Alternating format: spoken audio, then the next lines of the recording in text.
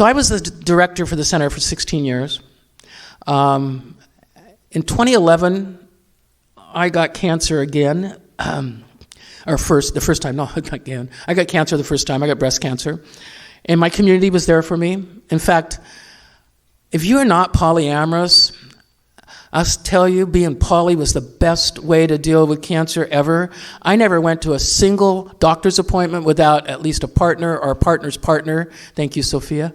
With me. They used to call my chemo days party days because this is the party group, because there would be like 5 or 6 people and 2 or 3 of them would be partners of mine. And I'd be like kissing people and hugging people and everybody's looking at me like, you are really fucking weird. When I had my breast removed, because I had a mastectomy, this is my boobie and this is my oobie. Thank you, Mac. We named it oobie. When I had my breasts removed, I had 5 people with me, and 3 of them are partners. And they're like, well, you can only, and I'm like, no, everybody's got to be with me and go into the wait with me. I would not let them control it. And we actually had a party afterwards, and they came in at midnight and told us, when I was in recovery, that we had to quiet down because we're keeping people awake. So I got through cancer just like amazing. And in fact, I was off work for 2 weeks, and I go back to work, and my whole office is filled with hearts. These beautiful little paper hearts that had been covered by all people that love me. In fact, to this day, just recently, about a year or so ago, I opened up a book that I'd been in my office, and a heart fell out of it. Their hearts were everywhere. So my community and my partners got me through my first bout of cancer. And after 16 years of doing the same thing, I was tired, and I was ready to semi-retire. So I semi-retired.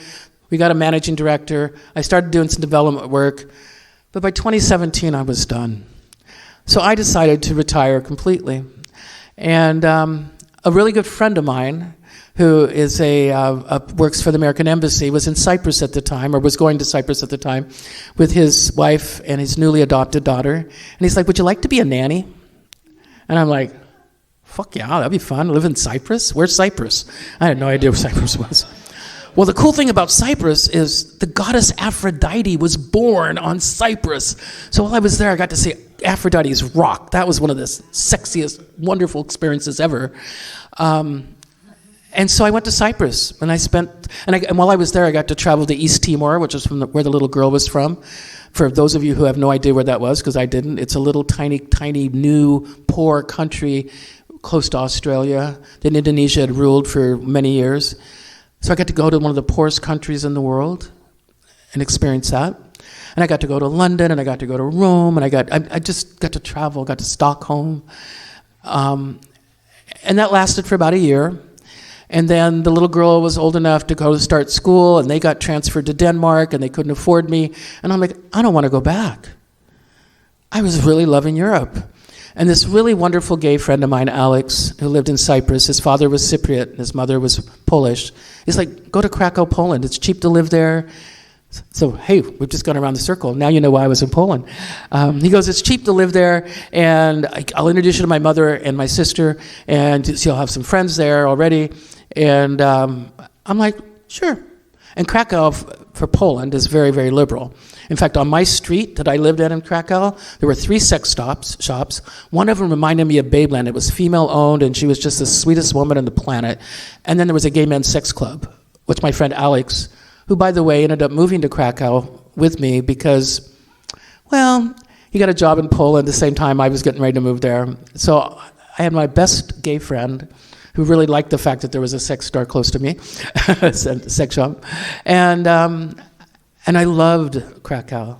And I started exploring it, and I started having all these wonderful experiences, and I went to Schindler's Factory that the movie was made of, and I made these wonderful friends. If you ever go to Europe, there's this thing called Internations. You can make great friends out of that. I got these great friends. I went to the ballet. I did all this. And in December of last year, a year ago, I started feeling kind of, I wasn't feeling good. My gut was bothering me, and everything was going wrong, and nothing felt good. And I'd been losing weight normally. So, just so you know, breast cancer causes you to gain weight, or at least the drugs they give you. I gained 50 pounds after breast cancer. I was over 300 pounds and at my heaviest I'd ever been in my life when I went to Europe. taking care of a 4-year-old and walking everywhere, I started losing weight. But I was still like about 280. This is last December. And then I bought some new clothes, and 2 weeks later I went to put them on, and they didn't fit because they were too big. And I'm like, oh, that's really fast to lose weight. I've lost weight really fast. So I went to the doctors. And now, remember, I'm in Poland, and I can't speak the language, and it was pretty complicated, but everywhere I went, there were at least a few people that spoke English. And I went to the doctor, and my gut was bothering me, and I'd lost like 20-some pounds in a month. And I'm having like constipation and diarrhea, and I'm just all like blah, blah, blah. I'm going to get really graphic. I mean, my gut was fucked up. And they're like, okay, well, I'm going to do a colonoscopy. Ugh. Guess what? Here in the States, they put you under to do a colonoscopy. Guess what they don't do in Poland? I had a colonoscopy, wide awake. I do have to say it was pretty fascinating because my doctor turned the screen so I could watch it. So I had a full underground tour of my bowels. And he's telling me like, and this is this, and oh, there's a polyp, we're going to go cut that out, and this is this, and this is that. And I got to watch while this thing went up my ass. And then they fill you full of gas. So when they pull the thing out, you fart, right? Not just once, but like lots of farts. And my doctor's, I was really embarrassed, and my doctor looks at me funny, and then I realized that he probably hears this and smells this all day long, right? So I just farted like crazy. And they couldn't really figure anything out. And then I had an endoscopy, which I'm going to tell you, and that was also without going under, and that was worse than the colonoscopy. It went down, and like, you know. And then I was getting another test, and then I was getting another test, and we couldn't figure out what was wrong because it was my guts. At the same time, my lungs started filling up with fluid. Well, I didn't know it was fluid. I was just having a hard time breathing. Poland has a really high pollution rate. Krakow, there's a high coal burning. So I just thought that my lungs were because of the winter pollution, which was normal. So I didn't ask about my lungs. I was just focused on my gut until I couldn't hardly breathe, and so I went to a pulmonologist. This woman saved my life. She's like, you know, we're going to send you to the hospital, John Paul II Hospital, and we're going to have you there until we figure out what's wrong, because there's some stuff that's obviously wrong. And that was when I had my first CAT scan, and that was when I had all the things that I found out, and that right off the bat, they're like, there's some kind of cancer. And I'm like, oh, shit. Breast cancer? And they're like, no, it's probably ovarian. That's what they were guessing. Then they're like, well, no, maybe it is breast. And they couldn't figure out what kind of cancer it was because all my symptoms were all like weird. My lungs were full of fluid. My stomach by then was extended and full of fluid. And then they're like, we're 99% sure it's mesothelioma. And I'm like, what the fuck is mesothelioma? Oh, don't Google it. Ugh. It's one of the rare form of cancers. And I have the rare form of cancer because mine started in my gut and usually starts in your lungs. So I have a rare form of mesothelioma. It started because of asbestos contact, which could have been my first husband or it could have been when I was a kid growing up. I don't know. We're still figuring that out. But it's deadly. So just so you know, it's deadly. I'm dying from this fucking cancer, right? And I'm like, well, shit. I got a lot of shit to do. I don't want to die. And I'm in Poland, and guess what? Those of you who have not been to Europe, it is a lot cheaper to take care of cancer over there than it is to take care of it over here. My first chemo cost an equivalent of $1,600 US, which was not very much compared to what it would have cost. And I had a kind of a weird insurance that paid part of it, paid some of my stuff, but it was a lot cheaper over there. So I thought, okay, I'm going to stay. I'll get treated. Well, I got diagnosed in March. I started my first chemo in May. Got through that just fine. Oh, and they do weird chemos too. It's like 3 days. You have to be in the hospital for 3 days when you do your chemo instead of just in and out like we do here. And the food, the worst food on the planet. Oh, God. It was so bad. I'm just going to say don't go to Polish hospitals and eat their food. It's fucked up.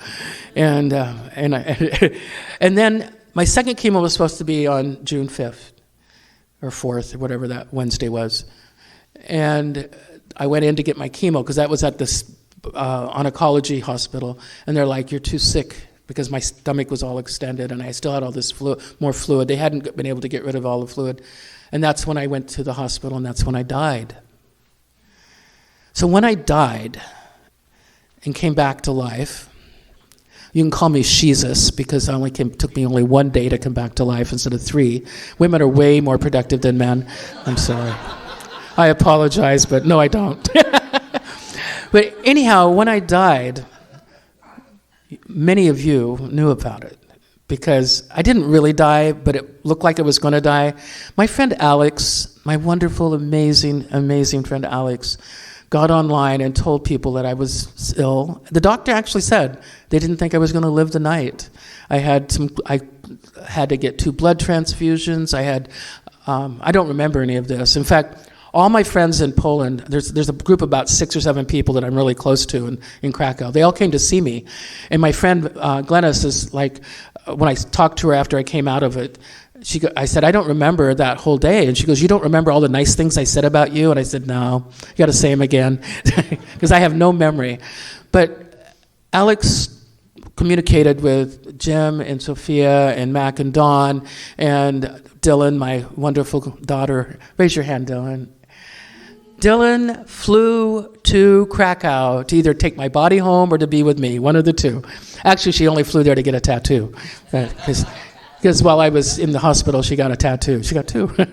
I'm really envious because it's... So I'm in this hospital, and people think I'm dead. So I'm trying to communicate with people, and then I started recovering really fast. My doctor actually didn't really believe I was recovering that fast. He was like, part of it was there was this really hot physical therapist. Oh, fuck. No, he's like, my goal is to have you walk 100 meters. And I'm like, anything you say. He was so sexy. Wasn't he, Dylan? Yeah. And there were some really hot people, providers. And so I got out of the hospital after about a week, and Dylan was there for the whole week I was there. And she brought me food, so I didn't have to eat hospital food, because, hospital food sucks so bad. And I was recovering really fast, which my doctor wanted me to go home on a stretcher, because I decided, as much as I loved Krakow and I wanted to stay, that I needed to come home. I needed to come back here to Seattle. And they wouldn't let me go unless I had a nurse. So thank you to the wonderful person that's in her, Maya, who started a GoFundMe. And because of that, she raised way more than it cost almost $15,000 to fly me home. And thanks to those of you who contributed and all the wonderful friends and family I have here, I made it home. And that was an adventure too. I had a hot nurse, and and they weren't going to let me fly home. Actually, they were going to, unless I was on a stretcher. And so Dylan actually went and told my doctor, because I couldn't walk up and down my stairs, so I was stuck in my apartment. I got carried upstairs by 2 hot ambulance guys. How cool is that, right? And I had a lot of adventures dying. This was kind of cool. And so Dylan went to my doctor and said, "She's getting better. She's fine. She can fly." And so, but I still had to fly with a nurse because I had to have oxygen. And then we got stuck in Chicago because her oxygen thing, it ran out of juice and the battery charger didn't work. So we spent like an extra 5 hours there. But she was so cool. I asked her when I'm in first class, just to let you know, I'm in first class. It's fancy pantsy. And I'm like, "So can I have a glass of wine?" And she goes, "Hell yes." And so I've got oxygen stuck in my nose, and I'm drinking wine and eating food, And then eventually I get home, and my wonderful family, and I'm not. This is not bio family. This is chosen family, because all family is chosen family. And go ahead and fix whatever you got to fix there. My wonderful family took care of me. Don and Mac took me in. Jim and Sophia made sure I made it to all my chemos. I got home. I got home just in time for Pride. I was a little weak. I had to be pushed around in a fucking wheelchair. It was kind of cool, having Mac be in service to me for a while. I got to go to Saturday Pride, and I got to feel all the love from all of you. I would not have survived. It wasn't just the chemo that's gotten me better, and I'm going to tell you just how good I'm doing. It's pretty fucking amazing. But I'm a pretty holistic person, and I know that the love and the prayers and all these awesome feelings that you were sending me are the reason that I survived all of this. And I'm getting massage, and I'm getting Reiki, and I'm getting chiropractic, and I'm doing chemo. So there's this indicator, it's called a CA-125. It's usually used for cervical cancer or ovarian cancer. But it's also being used now for mesothelioma to rate it. Normal range is 1 to 35, 1 to 35, or 0 to 35. 4 months ago, I was at 285. I was here, but I was not doing well. 4 months ago, I was at 285. 2 months ago, I was at 49. A month ago, I was at 42. Last week, I was at 29. That's fucking amazing. Now, I don't know exactly what that means. I haven't seen my oncologist. It could mean I'm in remission. It could mean that I kind of think I might be getting close to remission. But the reality is I brought my cane just to bring it, but I really don't need it. I haven't used my wheelchair in a month. I've only been pushed around in a wheelchair like when I'm at a museum or something because I can't walk a long distance. But that's about it. And that's because I've lost over 100 fucking pounds from the cancer. And I'm going to tell you this. It is not a good weight loss program. Do not use cancer as your weight loss program. Also, though, I've never thought in my life that I would ever have a doctor look me in the eyes and say, you need to gain weight. I've always been a fat chick all my life. And I had to gain weight, and I gained about 15 pounds. So my doctor's really happy with me. So